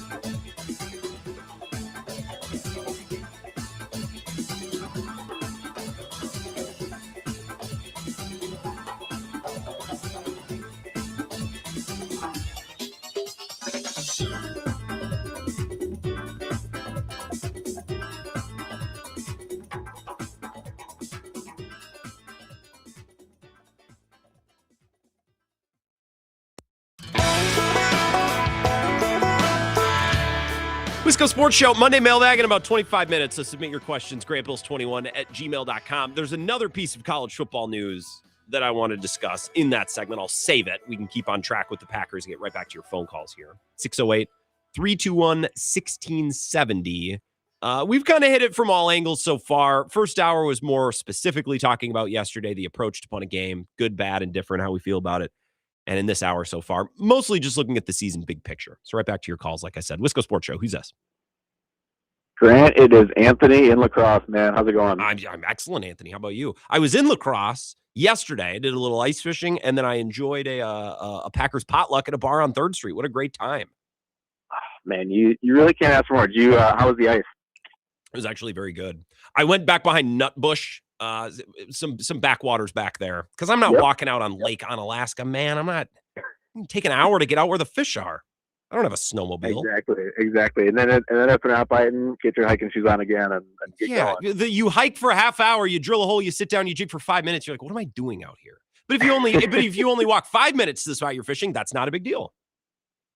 Hey, work smarter, not harder is what I live my life by. Mm-hmm. Yeah, watched the first half of the game yesterday. Man, the only takeaway I had was looked like every other play Barron Sorrell was doing something. I was like, man, this guy's got some pop. He's interesting.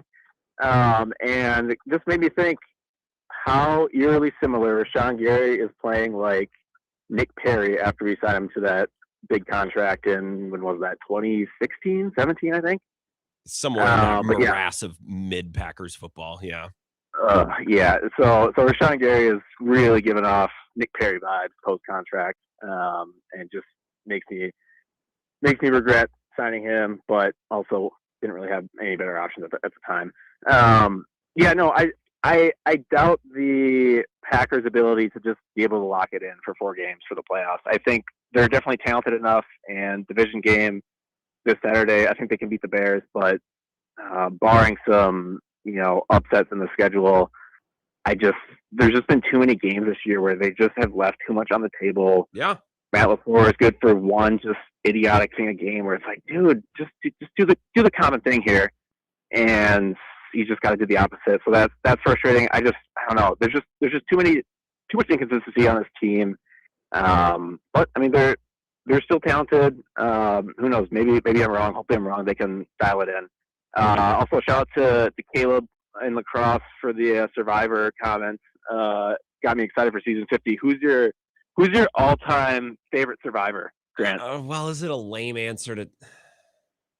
So Boston Rob is the cheap answer. Correct. I mean, Tony is. Which, I mean, it's right. He's awesome. I liked him more in He's Traders. I mean, Tony's probably the proper answer from most of the season. I haven't seen all the seasons, but Tony's probably the right answer. It's just a friggin' beast. Although Wu sold hard at that tribe, he basically handed him a win. Right. Is Genevieve in 50? I can't remember. I haven't looked at the cast. Yeah. Okay. I wish Tyson was in season 50. He was always a treat to watch. But I'm excited to watch Coach again in season 50. Yeah, okay, Coach is a good one. I'm surprised. I appreciate it, Anthony. Thanks for the call. I'm surprised Jeff Probst didn't single-handedly bring back Boston Rob for another season because that's just his dude. Barron Sorrell and Jordan Morgan, the 2 players yesterday, they were probably most important to watch. The reviews on Jordan Morgan seem to be mixed on the low end, goodish on the high end. They need to find another O-lineman currently on the roster who's capable of starting next year. God, it would be great if it was Jordan Morgan. They need to find between Barron Sorrell, Colin Oliver, and the other guy whose name escapes me. They need to find one of those guys who can play next year because Enigbari and Gary probably gone. Rasheed Walker could be gone. Elton Jenkins almost undoubtedly gone. Like they can't be going outside the building to fill all those spots. You need to hope that Jordan Morgan, Barron Sorrell, Colin Oliver, and Warren Brinson, the other one. I got to scratch this itch. I saw Rick on the live stream say River Falls is a hockey school. The football program was always a joke. You were correct. And I can't tell you how many memories I have in Hunt Arena during track meets because we go set our bags in the ice arena and you just look at all the hardware and the banners. And then I'd go get my clock cleaned, the world famous 4x8 2-mile double that nobody ever wanted to do. But it's especially indoor. 16 laps, puke. But a hockey school. And you can see all the hardware. They have some nice facilities, too. I like UW River Falls. I like River Falls just in general. I like that side of the state. Pete from Monona always yells at me for it. I wish I lived on the western side of the state. Wisco Sports Show. Who's this? This is Tyson from Madison. Hey, Tyson. What's going on? Not much. You forgot about Cox. Yeah, I suppose, but he's been around. Cox, dude. Brenton Cox. Good play by Cox. But he's been around a couple, like those guys that I was talking about are either first year. Jordan Morgan is second year. The rest of the guy first years. How long has Brenton Cox been around? I'm pulling it up. 3 years. Okay, yeah. 3 years. I'm guessing 3. I feel like there's less development. There's less potential to be unearthed there compared to the other guys. That's why. Indeed.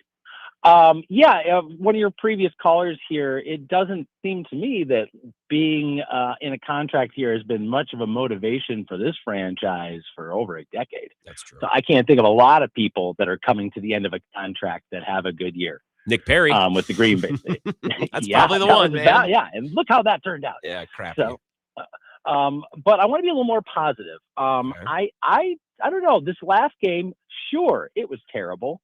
But like you do with terrible games, you got to go back and kind of think about what the objective here is, which is we need to find 2-3 players that could potentially play in this next game, and it wouldn't be the worst thing in the world. And like you said, the 2 defenders you mentioned, Sorrell, great. Yep. I was pretty impressed, I'll be honest, with how Ford and Stackhouse didn't get moved off the line of scrimmage. They did hold their own. I specifically watched them because when I went to a game earlier this year, Grant, I was flabbergasted when watching live how terrible our defensive tackles played. And I was like, oh my God, he just got thrown. Like that's embarrassing. You don't see it on TV necessarily, but since then I've been really watching. And it's our Achilles heel. So the fact that we have 2 guys that were at least a doorstop, that's honestly very valuable in a rotation when you got 4 guys that are over their skis that can't play more than maybe 20 snaps a game and still be effective. At least now 2 of them have a role. And I think that's better than just kind of throwing a guy out there till he fails, which has kind of been our strategy. I feel like we don't have the luxury of a late season preseason game to kind of sort this stuff out. My hope is that this week off is our secret weapon.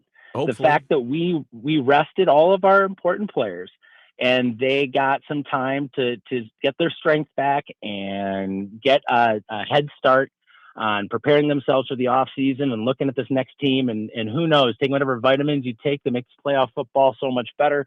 I'm excited to see what comes of this Bears game, and then who knows? Well, who knows? Be positive, guys. Well, we're in the playoffs. Look, I mean, it's any given Sunday. I remember doing this with the Eagles last year too. Appreciate it, Tyson. Like, yeah, it could happen. It's a playoff game. Crazy things happen all the time in this league. I think the Packers being rested and the Bears playing everybody and losing yesterday. There is an interesting angle, and I'll play you Ben Johnson's comments when we come back from this next break. There's 2 of you on hold, and I want to get you both in, and then we'll take our break, and I can deliver some comments on the Bears, some other NFL things before we get to the mailbag at 5:50. Wisco Sports Show. Who's this? Eric on I-90. Good evening, Eric. It's been a little bit. Happy New Year. Yeah, it's been a little bit. Happy New Year. Can you hear me? Yeah, yes, I can hear you. What's up? Well, I just wish this game would have meant some more. I just do. I'm just as disappointed as everybody. I wish this game would have meant more. Even if we're not in the playoffs, I wish there was we had a chance to knock you out or something. Well, and look at, That's some of really the what games that actually, look at what Steelers Ravens was last night. Like, that's what Packers Vikings could have been in some form or fashion. It really could have been that, but as it goes. But I wouldn't judge your defensive line play yesterday based on Minnesota because their offensive line was like their second and third stringers as well. So it's depth on depth. I wouldn't base anything. Yeah, and it was depth on depth is what it was. So they played pretty even. I just don't think either one of our teams is that good. I just don't. And I think Micah Parsons really made the difference for you. But, you don't get Micah Parsons. I think our roles are reversed. I think the Vikings are in the LaFleur seed and the Packers are out. That's what I think would have happened. Well, it's difficult to say. Keep going. And here's the thing about, if there wasn't a change in the format, I don't even think LaFleur would be there right now. I think he'd have been gone 2 years ago, or at least a year ago. You wouldn't even be in the playoffs since Aaron Rodgers left. So I don't disagree with you, Eric, and I'm truly sorry I'm up against it, and I got to get one more caller in, and then I got to go. You're not wrong. It's just I don't know what I'm supposed to do with that. I'll dump all over the Packers for being the 7 seed and only winning 9 games this year. But what do you want me to do? Well, if the 7 seed didn't exist, they wouldn't even be in. Well, yeah, but it does. So I don't know. Now, the interesting hypothetical of if they never make the 7 seed, is he still coaching here? Now so that's tastier. That's more interesting. I don't know if that's the conversation we have tonight or if we have that in the offseason when things are a little bit more, spaced out. I don't know. The 7 seed does exist, though. And it's not good enough. It's a disappointment. They are the 7 seed, but the 7 seed does exist. So I don't spend a lot of time thinking about that. One more call, and then we're going to break. Let's go Sports Show. Who's this? Hello, Grant. This is B. Tim from Sparta. Hey, Tim. What's going on? Well, you stole all of my reasons why I think the coaching staff needs to go. Okay. Earlier in your little diatribe. So thank you for saving your time of that. Yes, we can beat Chicago because they have been, if you look at their games, they have been the luckiest team in the entire league. There's an interesting stat that was brought out earlier in the day by somebody with the differential of going on that predicted who was in the Super Bowl. It was on Bill's show. Mm-hmm. And with the Bears being dead last in that. So maybe there's hope for Green Bay. But have you really watched the Rams and Seattle play? Yeah. Because if you have and you think that Green Bay has somebody to compare to Stafford and Nakua as a hookup, no, you're dreaming in another world. Yeah. Because Nakua made catches in both of the Seattle games that were otherworldly. If it's Nakua and nobody else, then I think the Packers have Watson, who's good, but not Nakua, and then 2 or 3 other guys that are better than what the Rams have. I don't know if that makes the difference, though. You know what I mean? Like maybe you need one elite stud to attack a defense like that. I'm just saying they're constituted and built a little bit differently. Yeah, but I just don't see them going past if the luck of Chicago finally has run out, and Green Bay gets the win. And I mean, they should have won the last game, except, Watson looking up, oh, I'm going to get hit. Well, Watson, Dobbs, yeah. Dobbs looking up to go, oh, I'm going to get creamed. I better, and takes his eye off the ball. We win that game. But the other players here, I don't fear Philly, but I don't see them getting past either the Rams or Seattle. So I will leave you with that. And as always, go Pack, go, and the Bears still suck. So I agree with all of that, Tim. I appreciate your call. I'm glad we got everybody in. I'll give you a couple of thoughts on the Bears on the other side of this break, including something that Ben Johnson said after the game, which to me lends a little credence to maybe the Packers resting and the Bears not. Maybe there's an angle there. Maybe we can find a little optimism. I mean, I think they can beat the Bears easily. I just don't feel good about this team as a legit contender to win multiple playoff games. And out of the 7th seed, who could blame me? The Monday mailbag, also 15 minutes away. So submit your questions. GrantBills21, gmail.com. We'll be right back. This is the Wisco Sports Show with Grant Bills on the Wisconsin Sports Zone Radio Network.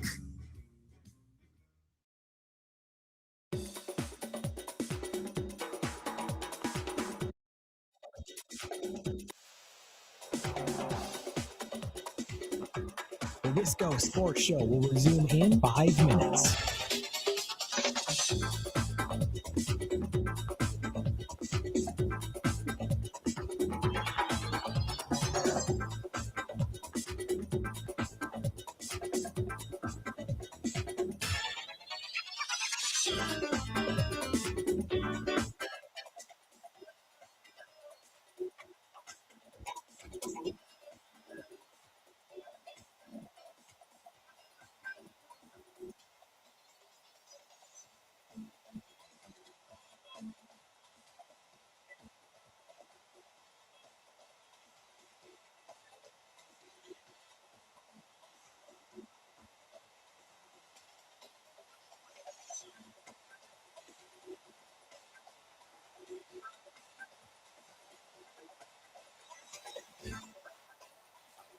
The Wisco Sports Show will resume in 4 minutes.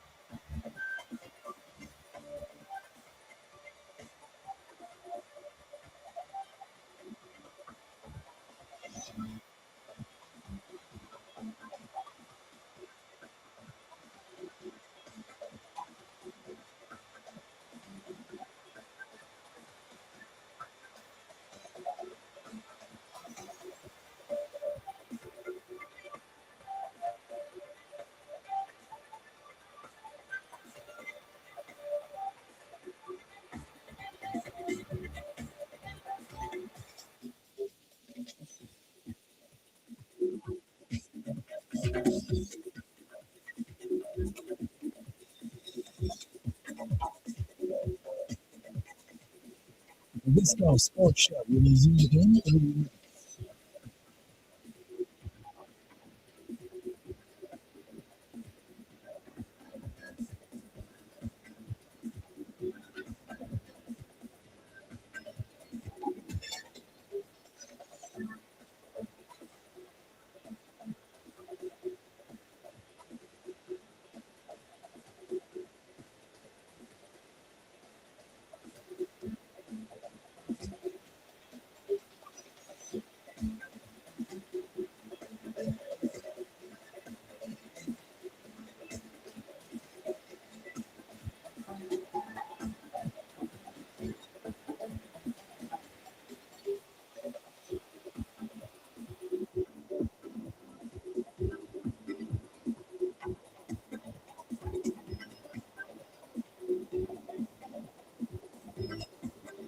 The Wisco Sports Show will resume in 2 minutes.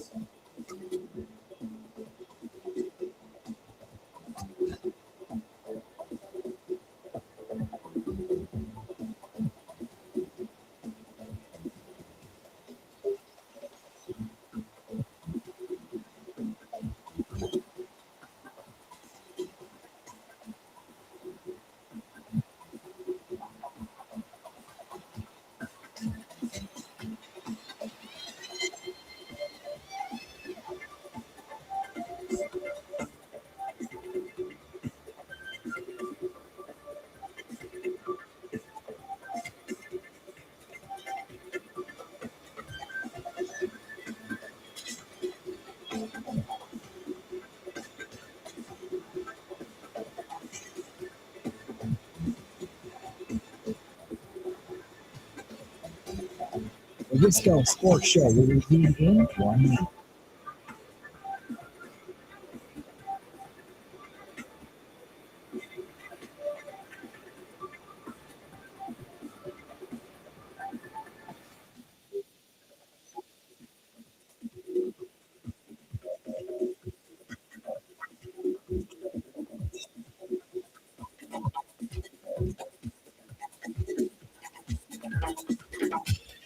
The Wisco Sports Show will resume in 30 seconds.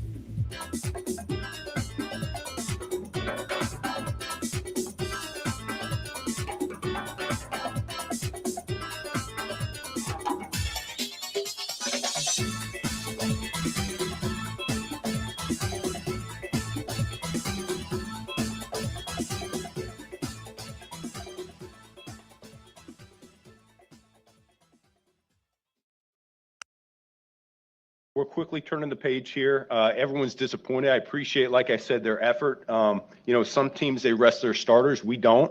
We play football, and we felt like it was really important that we were playing our best ball here today, and we didn't get that job done. That's Ben Johnson after the end of yesterday's game. I don't know if I can figure out Ben Johnson.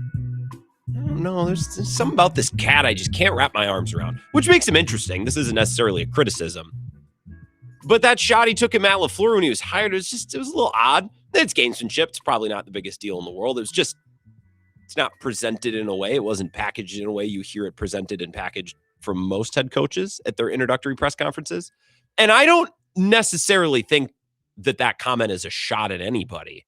Now, Eagles fans, Bears fans, or Eagles fans and Packers fans can both look at that and say, well, You guys had something to play for. The Eagles didn't as much because the 1 seed was out of reach. The Packers were stuck in the 7. So I don't know that Ben Johnson, I don't know that comment is necessarily directed at anybody. We're quickly turning the page here. Everyone's disappointed. I appreciate, like I said, their effort. Some teams, they rest their starters. We don't. We play football, and, and we felt like it was really important that we were playing our best ball here today, and we didn't get that job done. So what's funny about this is they played football and they played all their guys and they lost, which is the nightmare scenario. That's what happened to the Packers last year. So they're like, well, we're going to play some guys because we want momentum. We're going to rest others and 1 foot in, 1 foot out. And then you get guys sorted and then you lose. It's like, okay, so now you don't have any rest and you don't have any momentum. It's kind of the worst of both worlds, right? I wonder if the Packers rest won't be maybe a little bit of a bigger advantage than I previously thought. All of those guys straight up having a week off at a time of the season where nobody has any time off. Now, there's certain guys who just aren't coming back. Wyatt Parsons, Tucker Kraft, those guys aren't coming back. But for a guy like Zach Tom or Josh Jacobs or Evan Williams, who I know played a little bit yesterday, I don't think he played nearly as much as he would have otherwise. I don't know. I guess I didn't look at the snaps. I would just assume. Javon Bullard, Xavier McKinney, Edgerrin Cooper, Quay Walker, those guys are fully healthy. Now, you could be concerned about rust. Sure. Hopefully, the fact that it's a rival who you should want some get back, like they should want some get back after they sold hard last time they were in Chicago. Hopefully, that helps mitigate rust. That's the goal. That's the hope. I also think the Packers have a chance to do something pretty funny. Like, this is the inverse of Brewers Cubs from last October. It's like the Brewers have this magic carpet ride season. They win almost 100 games. They run away with the division. And then, oh yeah, by the way, if the Cubs beat you in the first round, it feels like it's all for nothing. And maybe it wouldn't be. I think the majority of fans would feel that it's all for nothing. I would feel that it's all for nothing. Maybe the hardcore Brewers fans were like, you still on 190-some games. It doesn't take it away. It would feel like it takes it away. I feel like Bears fans probably feel the same, and I'm not saying this to cope. I would rather be the team in the 2 seed or the 3 seed playing at home. I'd rather be that team.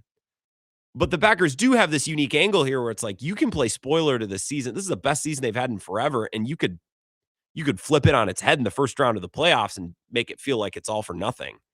And Bears fans, maybe you're listening and think, oh, it won't feel like that. Okay, sure. That's fine. It's a matter of perspective. That's how I would feel. That's how I felt with the Brewers. That entire season would have felt like a massive nothing burger had they lost to the Cubs in the NLDS. That's how it would have felt. Completely and totally how it would have felt. And again, I think a lot of Bears fans feel that way. Maybe not all, but some. Luke on the dirt roads says, Grant, we had yesterday's game on the radio, and my boys were asking, who the heck are these guys? If it hadn't been Wayne and Larry on the call, we might have thought we had the wrong game. Also, not sure how Max calls from the tunnels, talking about whitewater occultery without bringing up the beast of Bray Road. Okay, I got to Google that, too. Great. Jared in DeForest. Favorite Survivor player in a winning season, JT or Bob from Gabon? Controversial, he says. Favorite non-winner, Ozzy. Player I'd like to have to emulate if they were to play, Nick from DVG. That would be interesting. Favorite villain, because I like a bunch of flack if I said favorite overall, Russell. Favorite overall, Tony or Yule. Tony's probably just the best answer. I would like Kyle back from 2 seasons ago when it came down to Sue and Rachel and Genevieve and Sam, friend of show, Sam, by the way. Kyle was fun. Sue just had a heart on him for weeks because she thought that like Kyle didn't like, but it was so bizarre. But Kyle was just a challenge beast, man. Holy cats. All right. The Monday mailbag coming up next. It looks plump. Still time to submit your questions on anything. GrantBills21@gmail.com. We'll wrap up the show with that next.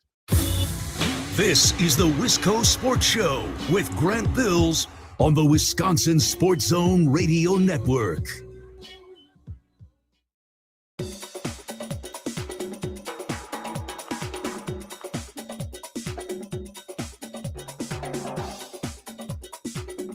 The Wisco Sports Show will resume in 3 minutes.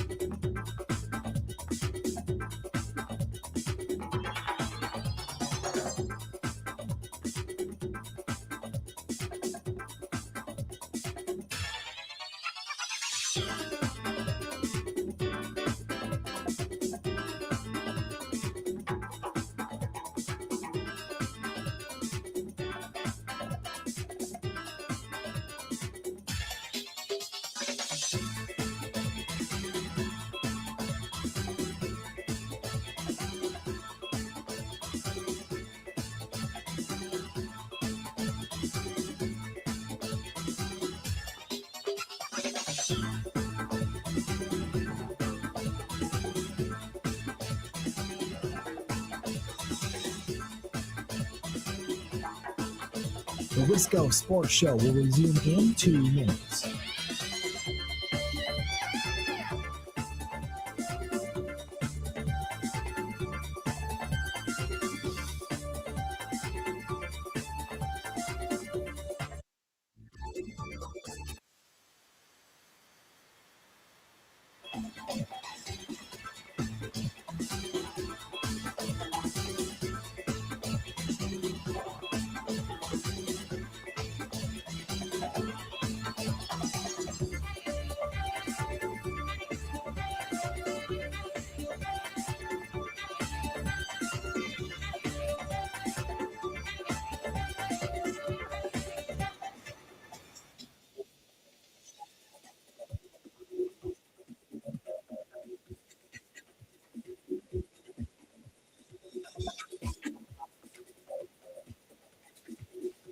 The Wisco Sports Show will resume in 1 minute.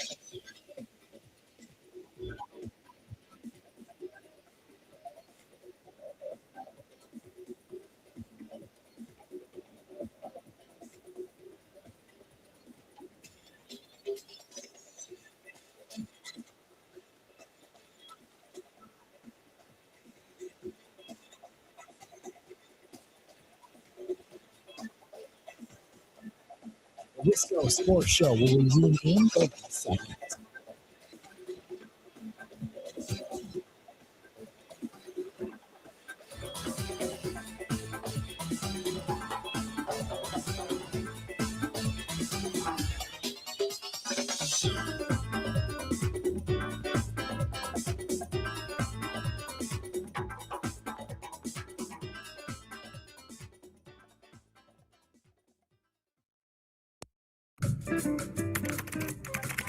Because the mail never stops.